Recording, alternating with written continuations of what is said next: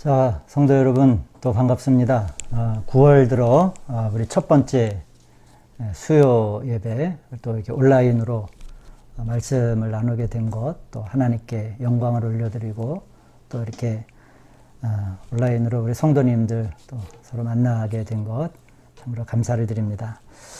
오늘 예배, 말씀 예배를 시작하기 전에 우리 손양원 목사님이라고 아마 들어보셨죠? 자기의 아들들을 살해한 그런 군인들을 용서한 일로 또 유명하신 우리 손양원 목사님이 이런 기도문을 남기신 적이 있어요.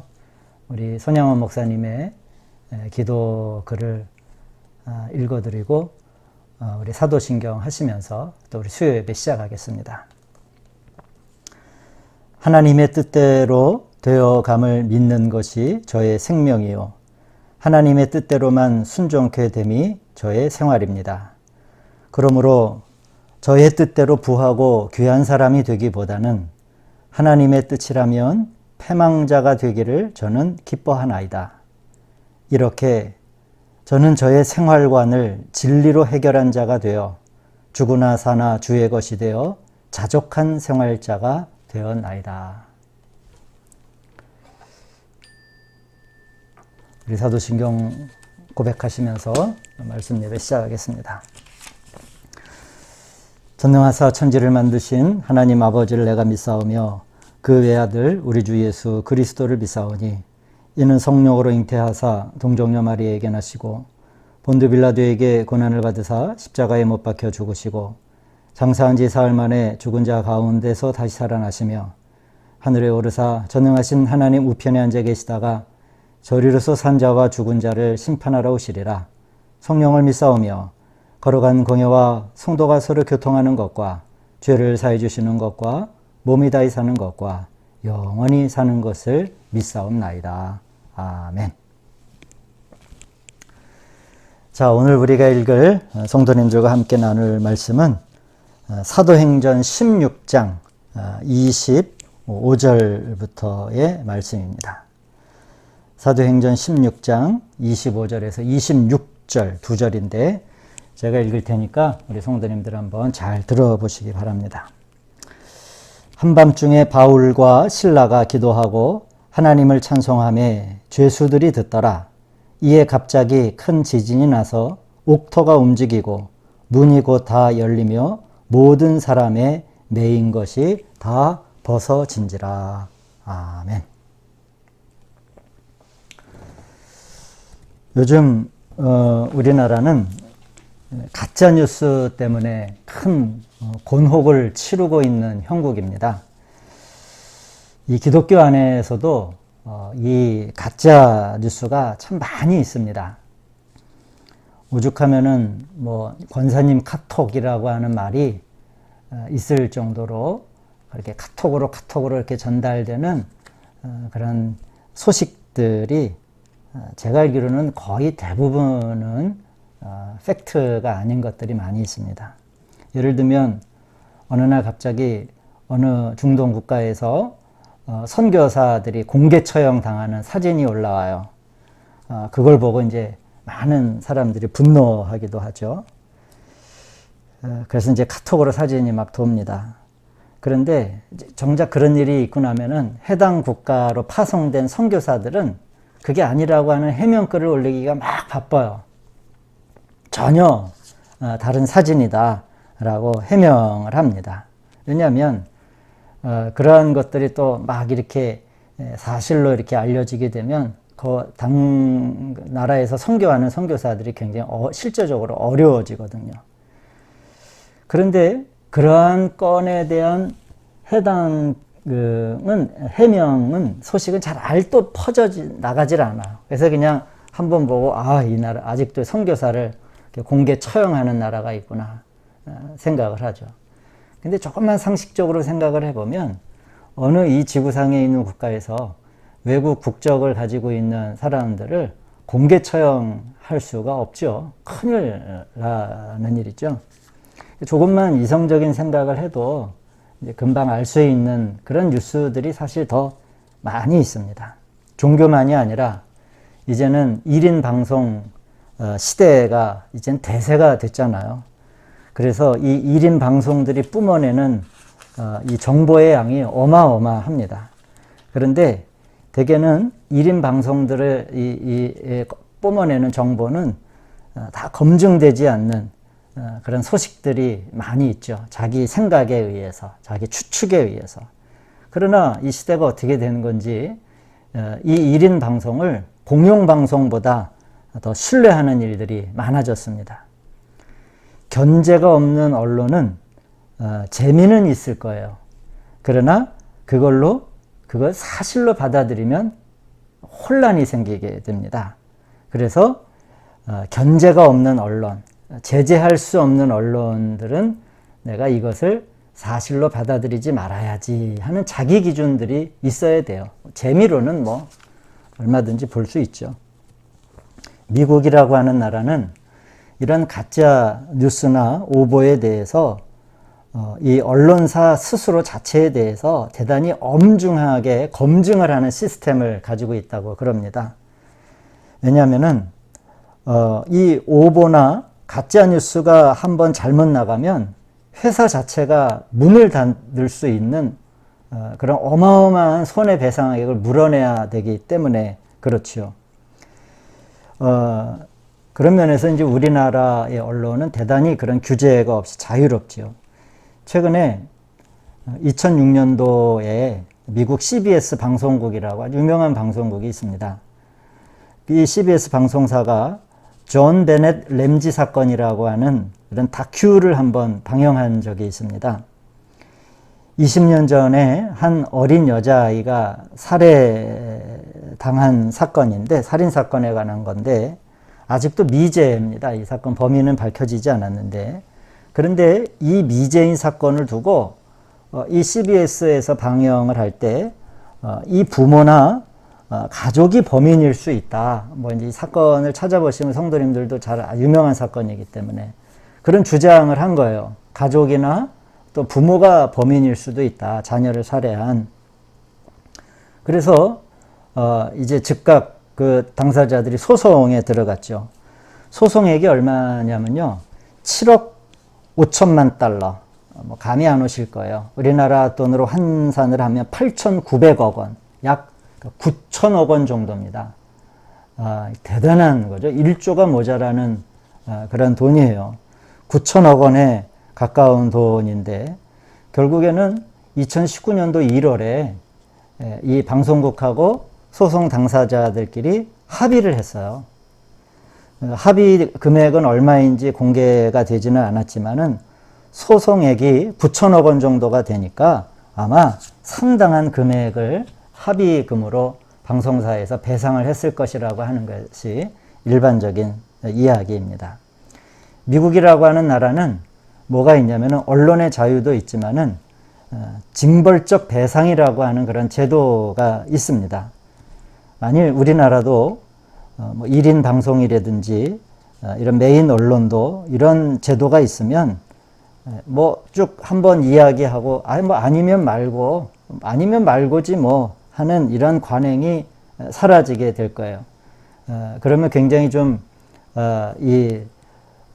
우리나라의 여러 가지 흐르는 이런 거짓과 유혹과 뭐 이런 혼돈들이 저는 많이 좀 잠잠해질 수 있을 것이라고 생각을 합니다.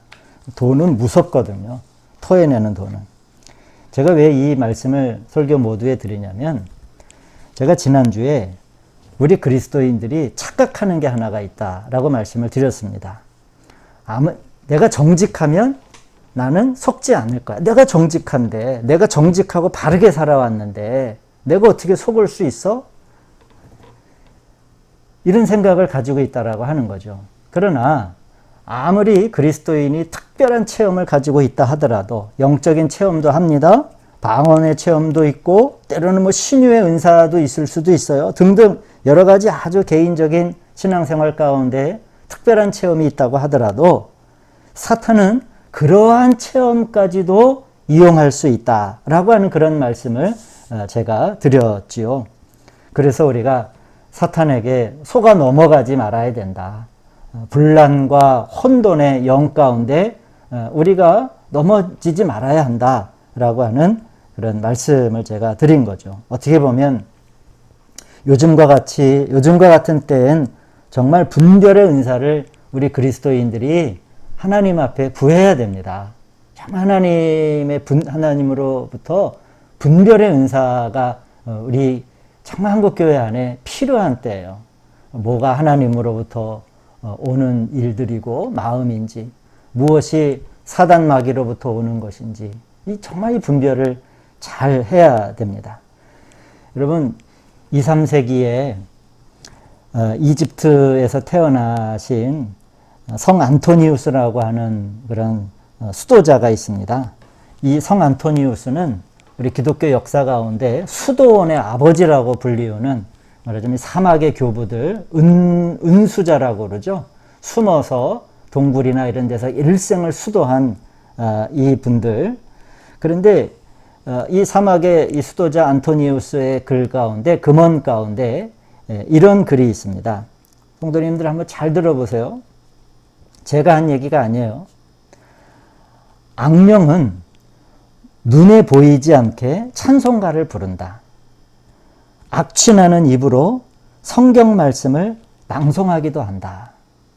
이게 일생을 부유한 집에서 태어났지만, 기독교 집안에서 태어난 이 안토니우스가 이제 자신의 모든 삶을 다 뒤로 한 채 광야로 나아가, 사막으로 나아가 일생을 하나님을 묵상하고 추구했던 안토니우스가 남긴 말이에요. 잘 우리가 한번 오래전의 이야기지만 우리가 마음 깊이 새겨 들어야 할 그러한 교부의 이야기일 수 있습니다.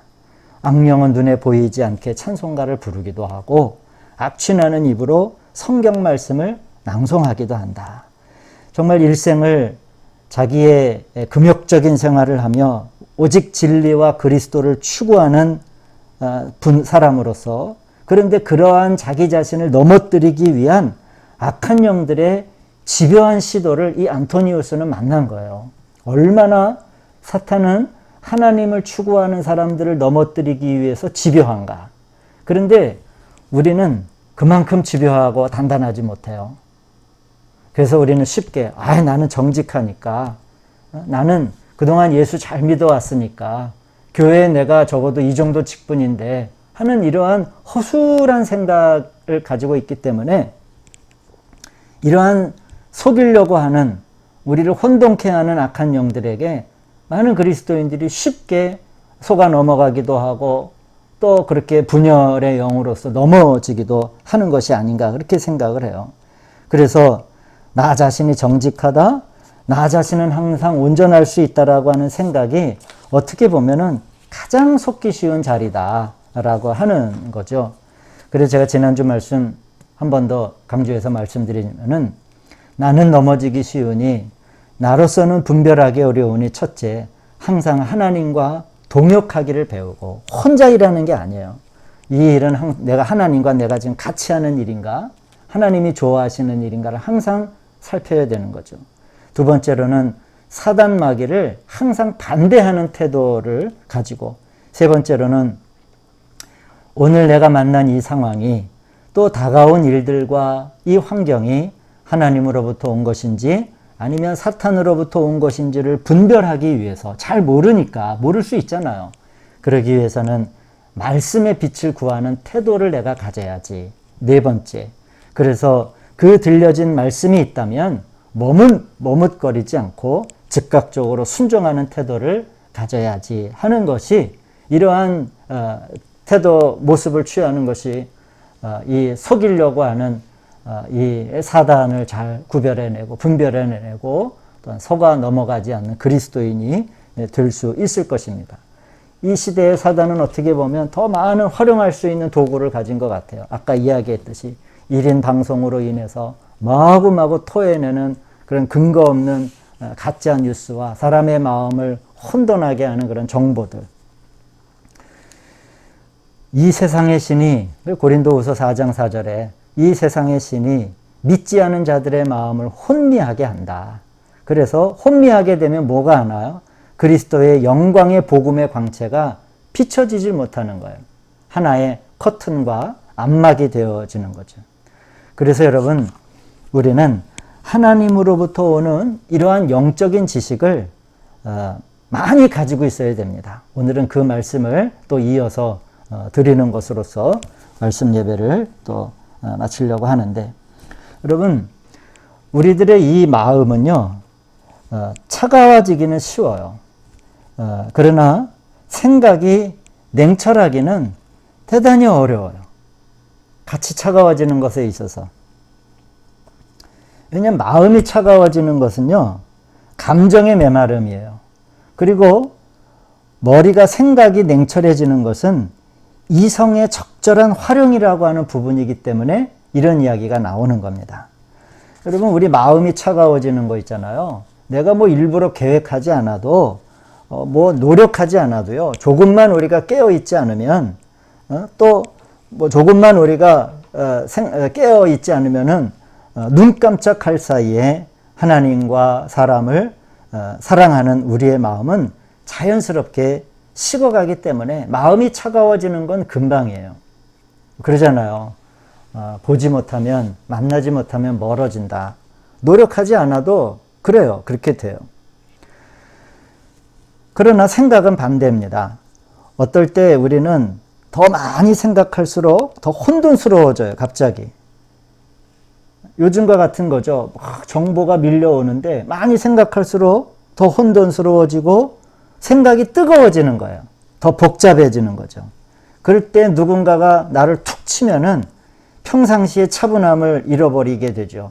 확 극렬하게 폭력적이 되고 분노하게 되고, 그래서 마음이 차가워지기는 쉽지만은 생각이 냉철해지기는 어려운 겁니다.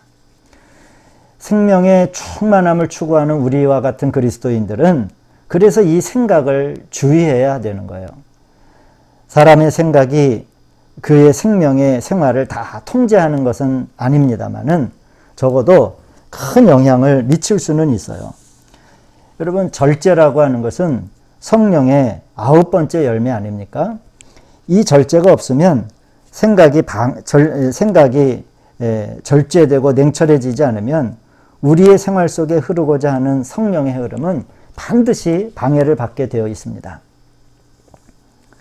우리의 생각이 그러나 냉철하다면 다른 사람의 요동이 비로소 보이게 돼요. 분별이 되죠. 그러나 내가 요동하면 다른 이들의 요동도 안 보이게 되고 또 자신의 문제도 보이지 않아요. 이 생각이 뜨거워지면은.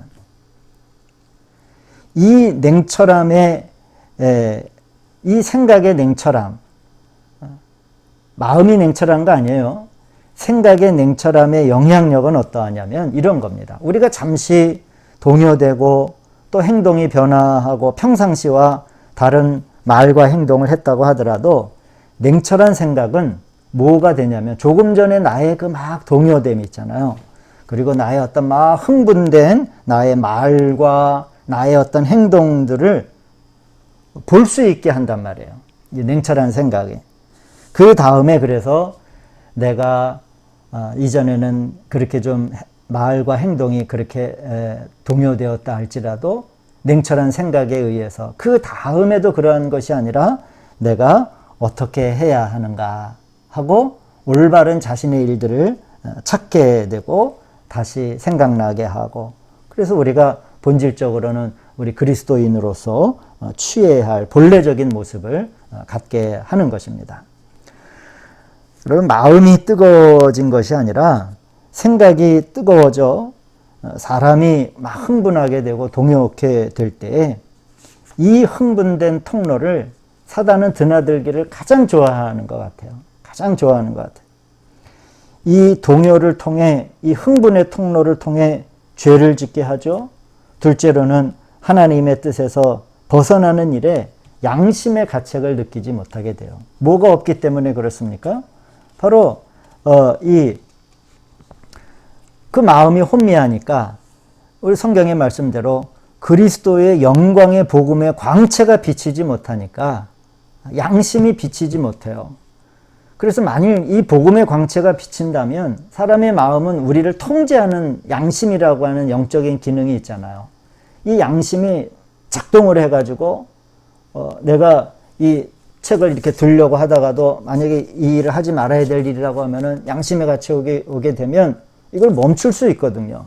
그러나 이 동요되고 흥분된 이 통로는 바로 하나님이 우리에게 주신 아주 중요한 이 양심의 가책을 느끼지 못하게 함으로써 더 이제 죄 앞으로 더 나아가게 되고 하나님이 원하지 않은 일을 서슴지 않게 하게 되는 것이죠. 이거는 그동안 신앙생활을 몇 년 해왔느냐, 이 문제가 아닌 거예요. 하나님 앞에서 계수된 시간의 신앙생활인지 아닌지의 차이가 있는 거죠. 여러분, 우리가 냉철한 생각은 바로 무엇으로 시작되는 겁니까? 바로 말씀드렸듯이 영적인 지식의 충만함으로부터 이 냉철한 마음, 냉철한 생각이 시작이 되는 거죠. 하나님의 말씀과 그리고 그분의 일하심의 방법에 대한 지식을, 그래서 우리가 충분히 영적인 일에 관한 지식을 충분히 우리가 가지고 있어야 합니다. 물론 우리가 살아가면서 어떤 1초의 흔들림이 없는 존재로 우리가 살 수는 없을 겁니다. 하나님도 그것까지는 바라지 않으시는 것 같아요. 우리가 어떻게 그렇게 단 1초의 흔들림 없이 살아가는 그런 존재가 되겠어요. 병거 타고 하늘로 올라간 엘리야도 하나님을 원망했어요. 사람이기 때문에 그래요. 그러나 엘리야는 하나님을 아는 지식이 충만하기 때문에 그 다음에 다시 자기의 본래 그 예언자로서 하나님의 사명자의 자리로서 돌아올 수 있게 되는 거예요. 그런 엘리야를 어떻게 다시 먹이시고 일어나라 하시는 하나님, 오늘 바울과 실라가 감옥에 갇혔을 때 여러분, 이 바울과 실라가 실컷 매를 두드려 맞고 그 반지하 감옥에 갇혔을 때 어떻게 1초의 동요도 없었겠습니까? 매를 맞으면 아프잖아요. 당장 다가오는 환경이 우리들의 생각을 차갑게 하지 못하게, 냉철하지 못하게 하고 흔들리고 동요할 수 있어요. 그러나 감옥에 갇힌 자들을, 그런 환경에 놓인 자들을 어떻게 풀어놓으시는가 라고 바울과 실라는 알았기 때문에 하나님을 아는 지식이 부요하고 하나님을 아는 영적인 지식이 풍성했기 때문에 한밤중에 바울과 실라가 그 자리에서 기도하고 하나님을 찬송하며 그 많은 죄수들이 듣더라 라고 하는 이 말씀이 나올 수 있게 된 것이죠. 여러분, 우리 하나님을 아는 지식이 그 머리와 생각을 지배한다면 우리는 주변에 동요에 크게 흔들리거나 사단이 거짓의 아비가 우리들 앞에 톡톡 내놓는 이런 가짜 정보들, 이러한 이 세상적인 정보들에 우리 그리스도인이 그렇게 요동하지 않을 수 있을 겁니다. 머리가 냉철하니까, 생각이 냉철하니까 그 생각을 바탕으로 우리의 마음이 어떤 자리에서 뜨거워져야 하는 것을 알기 때문에 마음이 뜨거워져 한밤중에 바울과 실라가 기도하고 하나님을 찬송하며 많은 그 같은 절망 가운데 있던 죄수들이 그 기도와 찬송 소리를 들었더라 라고 하는 이 아름다운 말씀이 오늘 이 시대를 살아가는 저와 여러분들을 향한 또한 우리를 통해 고백되어지는 말씀이 되기를 간절한 마음으로 권면을 드립니다. 그래서 그 뜨거워진 마음을 통해서 성령님의 역사와 향기가 나를 통해 흐르게 해야 하지 않겠습니까? 세상의 가짜 뉴스들에 우리의 생각이 동요하고 분유하게 되지 않고 하나님을 아는 지식으로 가득한 영적인 지식이 우리의 생각을 냉철하게 하며, 그래서 우리가 서 있어야 할 자리에서 마음이 뜨거워져 그 뜨거운 마음으로 이 교회를 사랑하고 하나님을 사랑하고 형제자매를 뜨겁게 사랑함으로 갑자기 큰 지진이 나서 옥토가 움직이고 문이 다 열리며 모든 사람의 메인 것들이 다 벗어지는 것과 같은 하나님의 일하는 방식이잖아요. 하나님의 일하는 방식. 어쩌면 우리가 지금 마음은 차가워지고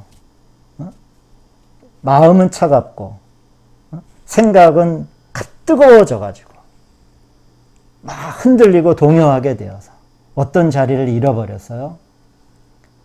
기도하는 자리, 하나님을 찬송하는 자리를 잃어버렸기 때문에 어쩌면 이 옥토가 흔들리지 않는 것이 아닌가. 그 본래 있어야 할 자리를 우리가 잃어버렸기 때문에, 한국교회가 잃어버렸기 때문에 그 메인 것이 풀어지지 않는, 흔들리지 않고 풀어지지도 않는 그런 꽉 막힌 자리에 있는 것이 아닌가 생각을 합니다. 다시 한번 이 시대 안에서 우리의 생각이 하나님의 지식으로 가득 차 이 세상의 지식을 다 차갑게 하고 하나님의 지식으로, 영적인 지식으로 가득 차 어느 곳에서 어떠한 일에 우리의 마음이 뜨거워져야 하는지를 알게 하셔서 오늘의 이 꽉 닫힌 감옥과도 같은 철문들이 열려지게 되고 우리들의 손발을 올가매는 이 어려운 환경들이 다 풀어지고 끊어지는 역사들이 바로 이러한 바울과 실라가 가졌던 하나님을 아는 지식으로부터 시작될 줄로 믿습니다. 우리 사랑하는 성도님들도 오늘 이 사도행전 16장 25절 26절에 바울과 실라가 라고 할 때 이곳에 저와 여러분들의 이름이 새겨지는 은혜가 있기를 우리 주님의 이름으로 축원을 드립니다. 기도하시겠습니다. 하나님, 우리에게 하나님을 아는 지식이 가득하게 하시고 그 하나님을 아는 지식을 통해 성령님의 향기가 흘러나가 우리들의 메인 모든 것들이 풀어지는 역사들을 체험케 하여 주시옵소서. 예수님의 이름으로 기도하였습니다. 아멘. 자, 제가 오늘 촬영은 화요일 날 늦은 오후에 하고 있는데요. 내일 아마 이제 오후에 영상이 올라가겠죠. 그리고 또 남은 한 주간 동안 시간 동안 성도님들 편안하게 잘 지내시고 또 영육간에 강건하시는 복된 또 남은 한 주간이 되시기를 바랍니다. 제가 토요일 날 또 금요일 날 9월에 보내는 길 위에 쓰는 편지로 또 9월 달 가장 또 처음으로 찾아가도록 하겠습니다. 우리 주기도문 하심으로 오늘 수요 말씀 예배 마치도록 하겠습니다. 하늘에 계신 우리 아버지여, 이름이 거룩히 여김을 받으시오며 나라가 임하옵시며 뜻이 하늘에서 이루어진 것 같이 땅에서도 이루어지이다. 오늘날 우리에게 일용할 양식을 주시옵고 우리가 우리에게 죄 지은 자를 사하여 준 것 같이 우리 죄를 사하여 주시옵고 우리를 시험에 들게 하지 마시옵고 다만 악에서 구하시옵소서. 나라와 권세와 영광이 아버지께 영원히 있사옵나이다. 아멘. 주님 때문이라 내가 살아